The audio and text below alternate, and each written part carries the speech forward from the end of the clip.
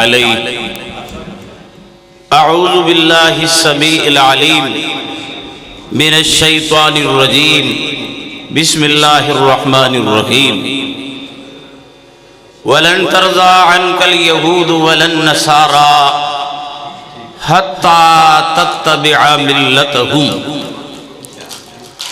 قال النبی صلی اللہ علیہ وسلم خالف اليہود والنصارى۔ وقال علیہ السلام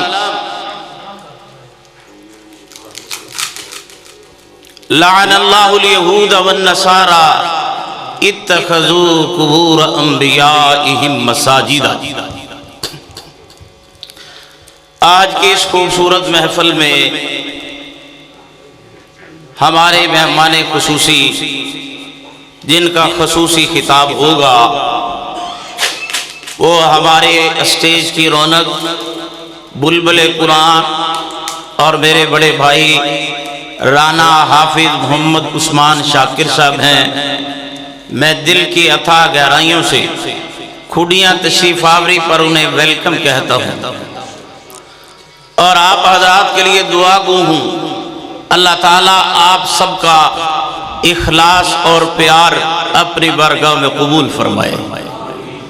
اس محفل کو سجانے کے لیے بانی مسجد قاری مسعود عالم محمدی صاحب اور جامعہ رحمانیہ مسجد کے امام ان کے لخت جگر بھائی محمد احمد صاحب، بھائی شیخ محمد امجد شہزاد صاحب، میرے بڑے ہی لائق عزت احترام بھائی ملک محمد آصف صاحب، میں سب کے لیے دعا گو ہوں۔ اللہ تعالیٰ تمہیں اس طرح اتحاد و اتفاق سے اس نیک مشن کو جاری و ساری رکھنے کی توفیق دے اور آپ سب کی سید جمیلہ کو اپنی بارگاہ میں شرف قبولیت سے ہم کنار فرمائے۔ چند منٹوں میں قوم یہود کے بارے میں ہمارا رویہ اور اسلام کی تعلیم، اسلام کا حکم کیا ہے، اس موضوع پہ اپنی معروضات پیش کرنا چاہتا ہوں۔ یہودی قوم بظاہر الہامی آسمانی اور وحی کے دین کو ماننے والی ہے اور سیدنا موسیٰ علیہ السلام کے پیروکار ہیں اور حضرت یعقوب علیہ السلام کی اولاد ہیں۔ چار معتبر آسمانی کتابوں میں سے ایک کتاب تورات ان کی طرف نازل ہوئی اور یہ اللہ کو ماننے والے ہیں، لیکن ان کا کردار اور ان کا رویہ اور ان کا ایمان ہر دور میں مشکوک رہا ہے۔ خدا تعالیٰ کو ماننے کے باوجود غدار اس قدر ہیں کہ انہوں نے اللہ کے ساتھ شرک کیا۔ موسیٰ علیہ السلام کی تربیت کے باوجود یہ بچڑے کو خدا بناتے ہیں اور شرک کرتے ہیں۔ پھر ان کا سب سے بڑا نجات دہندہ سیدنا موسیٰ علیہ السلام ہے۔ جس قدر انہوں نے اس نبی کو ستایا کہ جس نبی نے انہیں فرعون کے ظلم سے نجات دلائی، اور فرعون یذبحون ابناءکم، ان کے بیٹوں کو ذبح کرتا تھا، ویستحیون نساءکم، اور ان کی عورتوں کو زندہ چھوڑتا تھا۔ تاریخ گواہ ہے وہ مصر کی سرزمین میں ایک نہیں اور 1000 نہیں، بنی اسرائیل کے 90,000 بچوں کو ظلم کی بھیڑ چڑھاتے ہوئے فرعون نے قتل کر دیا اور ان کی نسل کشی کی۔ قرآن گواہ ہے۔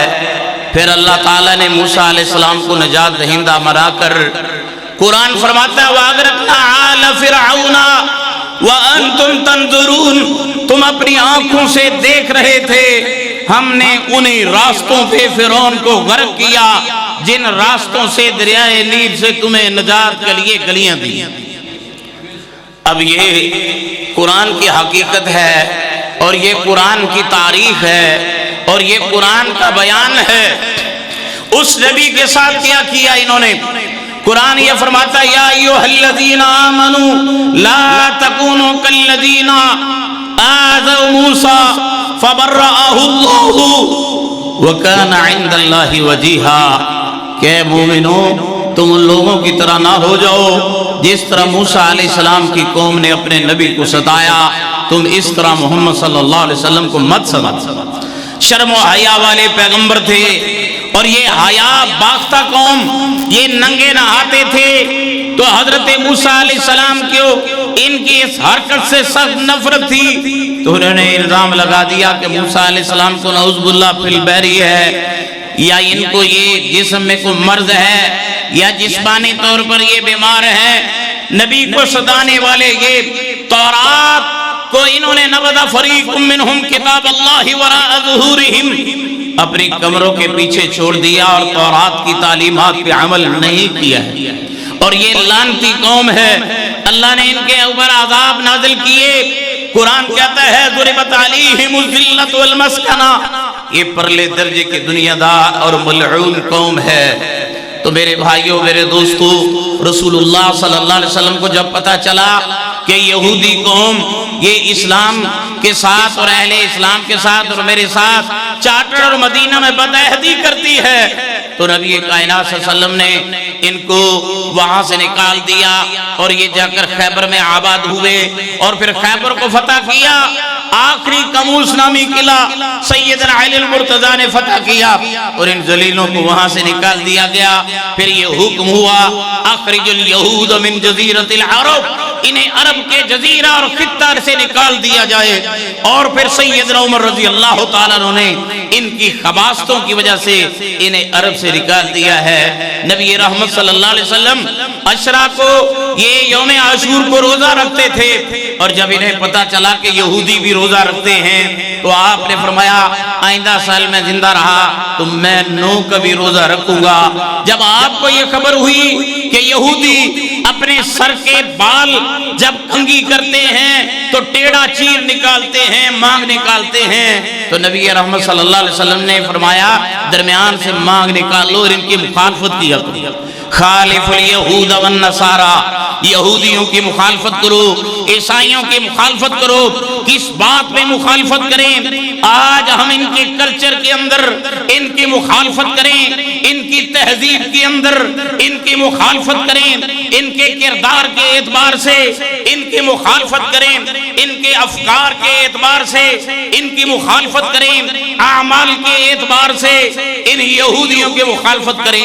وہ کیا احساسات تھے جب رسول اکرم صلی اللہ علیہ وسلم آخری سانس لے رہے ہیں اور دنیا سے جا رہے ہیں، اور فرماتے ہیں لعن اللہ الیہود والنصارى اتخذوا قبور انبیائہم مساجدا، کہ یہودیوں پر اللہ کی لعنت ہو، انہوں نے نبیوں کی قبریں بنا کر ان کو پوجنا شروع کر دیا اور ان کو سجدہ گاہ بنا لیا۔ آج ہمیں اس بات میں بھی ان کی مخالفت کرنی چاہیے۔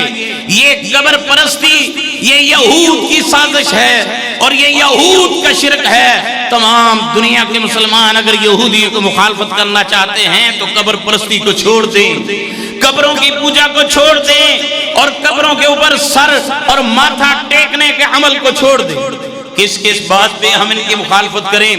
آج دنیا یہ کہتی ہے جب حماس کمزور تھا تو انہوں نے کیوں اٹیک کیا ہے؟ 7 اکتوبر کی صبح کو جب سورج چڑھ رہا تھا تو 5000 میزائل فلسطین کی طرف سے یہودیوں پر داغ دیے گئے۔ جب ٹیکنالوجی میں یہ پیچھے تھے، جب اسلحہ میں پیچھے تھے، اور جب جدت میں پیچھے تھے، اور جب فوج میں پیچھے تھے، جب تربیت میں پیچھے تھے، تو انہوں نے کیوں اٹیک کیا ہے؟ تو قرآن کہتا ہے کم من فیۃ قلیلۃ غلبت فیۃ کثیرۃ باذن اللہ۔ اللہ کے بندے، اللہ کے شیر، اللہ کے غازی، اللہ کا گھرو حزب اللہ جب یہ دنیا میں کفر للکارتا ہے اور اسلام والوں کو مارتا ہے اور ظلم کرتا ہے، تو پھر یہ حکم ہے کہ جہاد کی تلوار لے کر میدانوں کو سجاؤ۔ جب حماس نے ہمارے مجاہدوں نے میدانوں کو سجایا ہے تو اقبال کا وہ خواب پورا ہوا جس میں اس نے کہا تھا کافر ہے تو شمشیر پہ کرتا ہے بھروسہ، مومن ہے تو بے تیغ بھی لڑتا ہے سپاہی۔ آج ان کے آلات، ان کا ریڈار فیل ہوا، اور پھر ہمارے کمانڈو پیراشوٹ کے ذریعے ان کی سرحدوں کو پھلانگتے ہیں اور ان کو یرغمال بناتے ہیں۔ ان کی چیخیں نظر دیدنی ہے اور دیکھنے والی تھی جب یہودی دم دبا کر یہ گیدڑ کی طرح بھاگتا ہے اور نعرہ تکبیر بلند ہوتا ہے۔ ابو عبیدہ کے تربیت یافتہ اس کی کمانڈ میں کام کرنے والے اٹیکر جب حملہ آور ہوتے ہیں تو پھر دنیا کے سامنے اس کی طاقتوں کا بھرکس نکل جاتا ہے۔ آج ظلم کا بازار گرم ہے، چاہے 4 دن کے لیے عارضی طور پر یہ جنگ بندی ہوئی ہے، لیکن میرے دوستوں اور میرے بھائیوں، حقیقت یہ ہے کہ یہ کتا اس قدر ہلکا ہو چکا ہے، باولا ہو چکا ہے، شفاخانوں کو نہیں دیکھتا، ہسپتالوں کو نہیں دیکھتا، انسانی حقوق کو نہیں دیکھتا، دنیا کے عالمی جنگی اصولوں کو نہیں دیکھتا، انسانی ہمدردی کو نہیں دیکھتا، چھوٹے چھوٹے بچوں کو نہیں دیکھتا، بمبارمنٹ کر رہا ہے، پناہ کے کیمپوں پہ کر رہا ہے، سکولوں کے اوپر کر رہا ہے۔ تو یہ اس کی بخلاہٹ کا منہ بولتا ہوا ثبوت ہے۔ ہمیں کیا حکم ہے؟ ہمیں یہ حکم ہے خالف الیہود والنصارى۔ 2012 سے لے کر آج 2012 سے بھی زیادہ اس کی کرنسی گر چکی ہے اور اسے روزانہ $2 کروڑ کا معاشی نقصان ہو رہا ہے، اور اس کی بڑی بڑی کمپنیاں وہ دنیا کے اندر بند ہو چکی ہیں۔ مسلمان اس کی مصنوعات پہ تھوک رہے ہیں، دیکھنا پسند نہیں کرتے۔ ہمیں رسول اللہ نے یہی فرمایا ہے خالف الیہود والنصارى، ان کی مخالفت کرو۔ تو آپ لوگوں کو یہ چاہیے اس جہاد کو جاری رکھے، دعا کو جاری رکھے، آواز بلند کرنا جاری رکھے، مظلوموں کی مدد کے لیے آواز اٹھانا جاری رکھے، مالی امداد جاری رکھے۔ یہ ان فلسطینیوں اور اقصیٰ کے طوفان الاقصیٰ کو کامیاب کرانے کے لیے اپنی آواز کو بلند و بالا رکھیں۔ انشاءاللہ جب آپ سپرائٹ نہیں پیئیں گے، جب آپ کوک نہیں پیئیں گے، جب آپ ڈیو کو پھینک دیں گے، اور جب آپ سٹنگ کو دھتکار دیں گے، اور جب آپ سپریم اور لپٹن کو چھوڑ دیں گے، جب آپ کے گھر میں سرف ایکسل نہیں آئے گا، جب یہ لیزیں نہیں آئے گی، جب یہ میکڈونلڈ کی مصنوعات نہیں آئے گی، جب یہ نوڈلز نہیں آئے گی، تو انشاءاللہ یہودی کی ریڑھ کی ہڈی ٹوٹ جائے گی، اس کی معیشت ٹوٹ جائے گی، اس کی مخالفت ہوگی۔ آپ ان بچوں کے خون، مقدس خون کا خیال رکھیں جو اقصیٰ کے لیے خون بہایا جا رہا ہے، جو ندیاں بہ رہی ہیں، جو لائنوں کے اندر چھوٹے چھوٹے پھولوں کی لاشیں پڑی ہوئی ہیں۔ تو کیا آپ وعدہ کرتے ہیں کہ انشاءاللہ ہم یہودیوں پہ خدا کی طرف سے پھٹکار کی بددعا کریں گے؟ کیا آپ وعدہ کرتے ہیں ان کی مصنوعات کو گھروں سے نکالیں گے؟ کیا آپ وعدہ کرتے ہیں ان کے مشروبات کا بائیکاٹ کریں گے اور ان کی آئٹمز کا بائیکاٹ کریں گے اور انشاءاللہ متحد ہوں گے، عربوں کو جگائیں گے، OIC کو جگائیں گے، عرب لیگ کو جگائیں گے، اور جن ہاتھوں میں پاکستان کے الخالد ہیں، ابابیل ہیں، ٹینک ہیں، میزائل ہیں، ایٹمز ہیں، ان کو جگائیں گے، پاکستانی حکمرانوں کو بھی جائیں گے، اور امت مسلمہ کی اقتدار اور انان اور بھاگ دور جن کے ہاتھوں میں ہے انہیں غیرت کا سبق سکھائیں گے، ان کے دروازوں پہ دستک دیں گے کہ مسلمانوں اٹھو اور حکمرانوں اٹھو، فوجیوں اٹھو، اپنے اسلحے کا رخ اسرائیل کی طرف کرو، یہودی کی طرف کرو۔ تمہاری توپیں اور تمہارا اسلحہ اور یہ تمہاری افراطی قوت جب یہ ٹکرائے گی تو پوری دنیا کے اندر 92 لاکھ یہودی ہیں، اکیلے اسرائیل کے اندر 80 لاکھ ہیں، اور تم دنیا کے اندر 2 ارب ہو۔ جب 2 ارب مسلمان مجاہد مومن ایمان والے ثابت قدم رہنے والے جذبہ جہاد والے ٹکرائیں گے تو انشاءاللہ اسرائیل پاس پاس ہو جائے گا، اور یہ ریاست انشاءاللہ ٹوٹ جائے گی، یہ خوف کے بت ٹوٹ جائیں گے، اور انشاءاللہ فلسطین کو فتح غلبہ نصیب ہوگا، الاقصیٰ آزاد ہوگا۔ یہ عرب کی پیٹھ میں کمر میں جو چھرا گھونپا گیا ہے اسے ہم نکالیں گے اور ہر قیمت نکالیں گے۔ یہ یہودی کہتا ہے، وہ مسلمانوں، 2 ارب مسلمانوں کو کہتا ہے the Khyber was the last chance، یہ خیبر آخری چانس تھا، جب تم نے ہمیں نکالا ہے اب تم ہمیں نہیں نکال سکتے۔ ہم نے یہ ثابت کرنا ہے۔ صلاح الدین ایوبی کے روحانی فرزند اب بھی ہیں، محمد بن قاسم کے یلغاری اب بھی ہیں، عمر بن خطاب رضی اللہ تعالیٰ عنہ کی فتوحات کے سلسلے کو جاری و ساری رکھنے والے اب بھی ہیں۔ انشاءاللہ اسلام زندہ باد ہوگا اور اسرائیل ریاست مردہ باد ہوگی۔ وآخر دعوانا الحمدللہ۔